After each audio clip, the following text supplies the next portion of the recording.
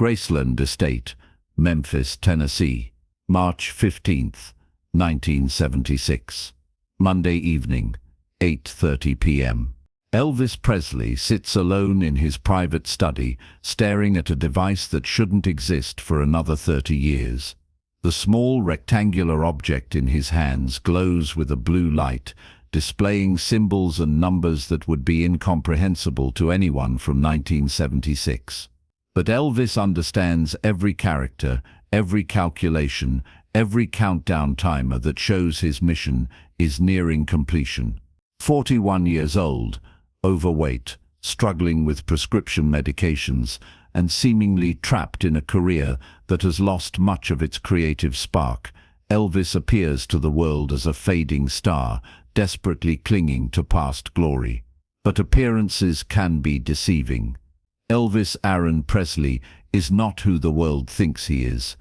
He is not from Tupelo, Mississippi. He is not from 1935, and he is certainly not dying. Elvis is a time traveler from the year 2157, sent back to the 20th century on the most important mission in human history, to create rock and roll music and fundamentally alter the cultural development of humanity. The device in his hands chirps softly, displaying a message in the temporal script of his true era. Mission parameters achieved. Return window opening August 1977. Prepare for extraction. Elvis closes the device and slides it into a hidden compartment in his desk drawer. For 22 years, he has lived this double life, maintaining the persona of Elvis Presley while secretly executing a mission that would save music, culture, and ultimately human civilization from a dystopian future that only he remembers. The mission began in 2157. In a world where music had been systematically eliminated by totalitarian governments who discovered that rhythm, melody, and artistic expression were too powerful for populations to remain docile. Without music, human creativity withered, emotional development stunted, and civilization became a gray, lifeless machine focused only on efficiency and control. In this sterile future, citizens lived in perfect order but perfect misery. Architecture was purely functional, no artistic flourishes, no aesthetic beauty, just concrete efficiency. Literature consisted only of technical manuals and government propaganda. Visual arts had been banned as non-productive emotional stimulation. But most devastating of all, music, the universal language that had connected human souls for millennia, had been completely erased from existence. The Creativity Elimination Act of 2089 had been sold to the population as a necessary measure to prevent emotional instability and social disorder. Citizens who were caught humming were subjected to harmonic rehabilitation. Instruments were melted down for scrap metal. Concert halls were converted into data processing centers. The very concept of rhythm was considered a form of mental illness. But underground historians discovered that this cultural apocalypse wasn't inevitable.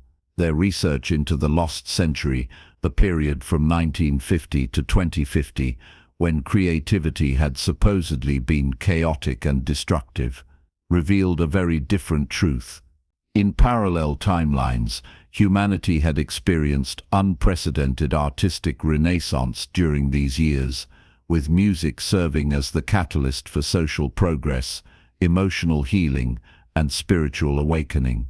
The turning point, according to their secret archaeological digs through digital archives, occurred in the mid-20th century with the birth of something called rock and roll. This musical form had apparently possessed the power to break down social barriers, unite people across racial and cultural divides, and inspire individual expression in ways that government control systems couldn't suppress. But their research revealed a disturbing fact. Rock and roll had never actually happened in their timeline. Someone or something had prevented its creation, creating a cascade effect that led to the gradual elimination of all musical expression and ultimately the cultural wasteland they now inhabited. The Time Research Institute, a secret organization operating from hidden facilities beneath the ruins of what had once been called Nashville, identified the crucial moment, July 5, 1954, Sun Records, Memphis, Tennessee. On that date, according to parallel timeline analysis, a young man named Elvis Presley should have recorded That's All Right, the song that would launch rock and roll and change music history forever. But in their timeline, Elvis Presley had never walked into Sun Records. He had died in infancy in 1935, victim of the same stillbirth that claimed his twin brother Jesse Garon.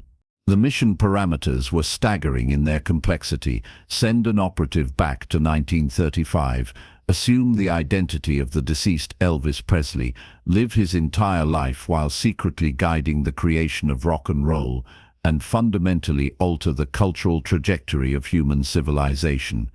The operative would need to possess extraordinary musical abilities, charismatic performance skills, perfect knowledge of 20th century culture, and most importantly, exact understanding of how music should evolve to create the cultural renaissance that would prevent humanity's creative extinction. Agent designation, temporal operative, 7734, chosen after 5 years of rigorous selection and training. His genetic structure was modified to match Elvis Presley's DNA precisely. His neural pathways were enhanced with complete knowledge of music theory, performance techniques, and cultural dynamics from the 1930s through 1977. His memory was loaded with detailed information about every person Elvis would meet, every song he should record, every performance that would shape rock and roll history. Most challenging was the psychological conditioning. Agent 7734 had to learn to think, feel, and react like someone from the 20th century while maintaining access to his 22nd century knowledge. He had to master the art of appearing spontaneous while executing a precise historical script. He had to become Elvis Presley so completely that even he would sometimes forget his true identity, while never losing sight of his ultimate mission. The temporal insertion was traumatic. Agent 7734's consciousness was transplanted into the body of the dying infant Elvis Presley on January 8, 1935, in Tupelo, Mississippi. From that moment forward, he would live every day of Elvis's life, experiencing genuine human emotions and relationships, while secretly carrying the weight of humanity's creative future on his shoulders. Growing up with the memories of a 22nd century education while maintaining the persona of a poor Mississippi boy required extraordinary discipline. Elvis had to learn to walk, talk, and think like someone from the 1930s and 1940s, while secretly carrying knowledge of music that wouldn't be invented for decades. He had to watch his adoptive parents, Vernon and Gladys Presley, struggle with poverty while knowing he possessed technology that could solve their problems, but using it would compromise his mission. The hardest part was the waiting. Elvis knew exactly when his musical career should begin, knew every song he needed to record, every performance that would shape rock and roll history. But he had to let it unfold naturally, making it appear as spontaneous artistic inspiration rather than calculated historical recreation. When Elvis walked into Sun Records on July 5, 1954, he wasn't a nervous teenager hoping to impress his mother with a recorded song. He was a highly trained operative executing the most critical phase of a mission to save human creativity. Every note of That's All Right was precisely calibrated to create the maximum cultural impact. Every vocal inflection designed to capture the perfect balance of country, rhythm and blues, and raw sexual energy that would ignite the rock and roll revolution. The success was immediate and exactly as planned. Within months, Elvis's music was spreading across America, inspiring young musicians to pick up guitars, challenging social conventions, breaking down racial barriers, and creating the cultural upheaval that would prevent the grim future from which he came. But success came with unexpected complications. Living as Elvis Presley meant experiencing human emotions that his 22nd century training hadn't fully prepared him for. Falling in love with Priscilla wasn't part of the mission parameters, but it happened anyway. Having a daughter, Lisa Marie, created emotional bonds that made the thought of eventual return to his real time increasingly difficult. Most challenging was watching his own physical and mental health deteriorate under the pressures of maintaining the Elvis Presley persona while secretly monitoring and adjusting the cultural changes his presence was creating. The prescription medications that the world believed were destroying him were actually temporal stabilizers, necessary to prevent his future-enhanced biology from rejecting the primitive medical treatments of the 20th century. By 1970, Elvis's mission was largely complete. Rock and roll had evolved exactly as needed, inspiring generations of musicians, breaking down cultural barriers, and creating the artistic foundation that would prevent humanity's creative collapse. But the Time Research Institute's communications indicated that his work wasn't finished.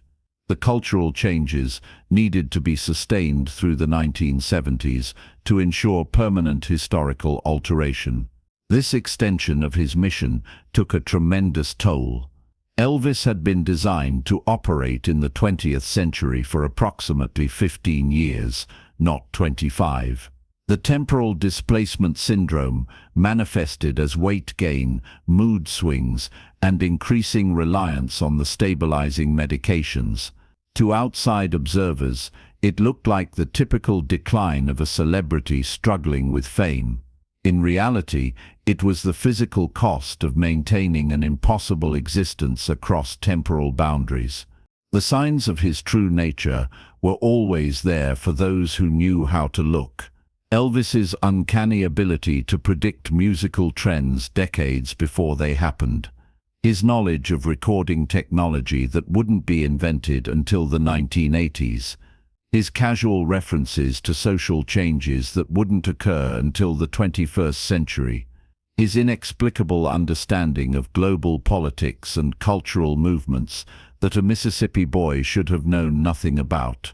Band members and close associates often noted Elvis's strange comments about the future. In 1965, he described tiny devices that would hold thousands of songs and fit in your pocket. In 1970, he talked about concerts broadcast to millions of screens in people's homes. In 1975, he predicted that music would become invisible, floating through the air to reach anyone, anywhere in the world instantly. These weren't the rambling fantasies of a drug-addled celebrity. They were the carefully controlled revelations of someone who had lived in a world where such technology was commonplace, someone who sometimes forgot which century he was supposed to be inhabiting. The most significant clue came in his final recordings. The songs Elvis chose for his last studio sessions weren't random selections driven by declining creative energy. They were specifically chosen to embed certain musical DNA into the cultural stream, ensuring that rock and roll would continue evolving in precisely the directions necessary to prevent the dystopian future. Moody Blue, Way Down and He'll Have to Go weren't just songs. They were temporal anchors designed to influence the subconscious musical development of artists who wouldn't be born until after Elvis's departure. Every chord progression, every melodic phrase, every rhythmic pattern was calculated to plant seeds that would bloom into the diverse musical landscape of the late 20th and early 21st centuries. By early 1977, the mission was reaching its conclusion. Elvis's communications device showed that the timeline had been successfully altered. In his original future, the data streams confirmed that rock and roll now existed, that music had flourished instead of being eliminated, that human creativity had been preserved. The dystopian world from which he came was fading from existence, replaced by a timeline where art, music, and cultural expression thrived. But success meant departure. Elvis couldn't remain in the 20th century indefinitely without risking temporal paradoxes that might undo everything he had accomplished. The Time Research Institute's extraction protocols were clear. Once the mission was complete, the operative must return to his original timeline to prevent historical contamination.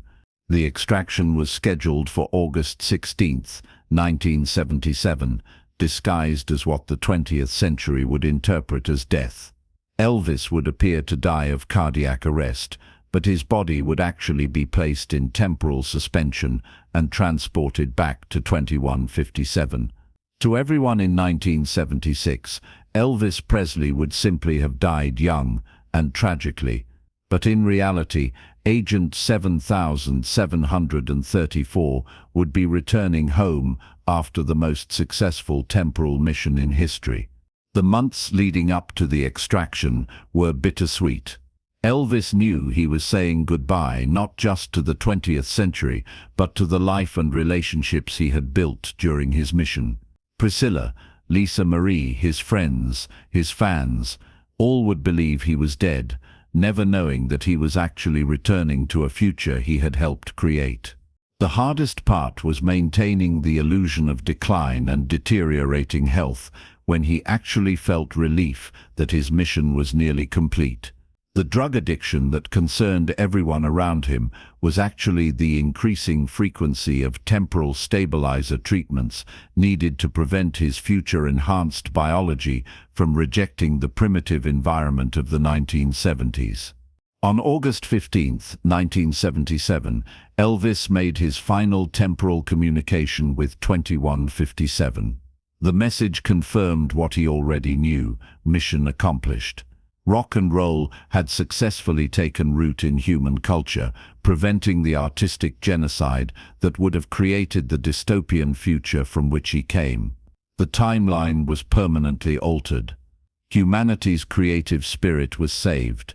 The next morning, August 16, 1977, the extraction protocol was activated. To everyone at Graceland, it appeared that Elvis had died of a heart attack in his bathroom. But the body found by his girlfriend Ginger Alden was actually a biosynthetic replica, programmed to display all the symptoms of cardiac arrest, while the real Elvis was transported through time to 2157. The funeral, the media coverage, the global mourning, all of it was necessary to complete the illusion. Elvis Presley had to die convincingly to preserve the timeline he had worked so hard to create. Agent 7734 had successfully completed the most important mission in human history, saving music, art, and human creativity from extinction. In 2157, Agent 7734 awakens in the Time Research Institute's medical facility to a world transformed by his mission. Instead of the grey, lifeless dystopia from which he departed, he finds a civilization where music flourishes, where creativity is celebrated, where rock and roll has evolved into countless genres and forms that enrich human experience beyond anything his original timeline could have imagined. The children of 2157 grow up with Elvis Presley as a mythical figure from the past, never knowing that the king of rock and roll is actually living among them, having successfully completed the mission that saved their entire way of life. Museums display his guitars and costumes, unaware that the man who wore them is walking their streets, enjoying the creative renaissance his sacrifice made possible. Sometimes, Agent 7734 visits the Elvis Presley Memorial Museum in New Memphis, standing among tourists who mourn a man they believe died tragically young, never knowing they are looking at the living embodiment of the most successful time traveler in history. He listens to his own music playing in the background, music that was never just entertainment, but was actually the carefully crafted tool that prevented humanity's creative extinction.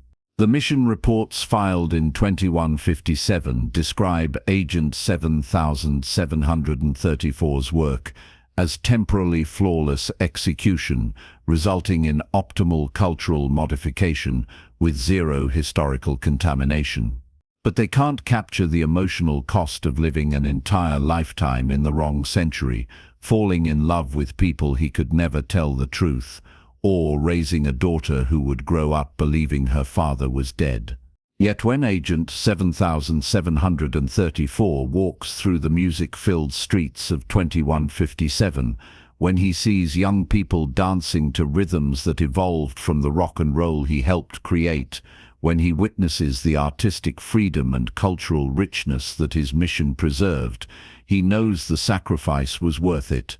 Elvis Presley didn't die on August 16, 1977. He went home, having completed the greatest mission in human history. The Boy from Tupelo was always a cover story. The real Elvis was a time traveler who saved the future by creating the past, ensuring that music would never die and human creativity would flourish for generations yet to be born. In a world where time travel exists, not all heroes die. Some just return to the time they came from, their mission complete, their legend preserved, their gift to humanity echoing through eternity. The king of rock and roll was never really a king at all. He was a guardian of human creativity, sent from the future to save the past, and he succeeded beyond anyone's wildest dreams. The only question remaining is, if Agent 7734 successfully prevented one dystopian future, how many other temporal operatives are walking among us right now, disguised as ordinary people, secretly working to preserve the timeline that keeps our world free, creative, and filled with music? Sometimes the greatest heroes are the ones whose true identities can never be revealed, whose sacrifices can never be acknowledged, whose missions must remain secret to preserve the very reality they died to protect. Elvis Presley was one such hero, and his story is finally complete.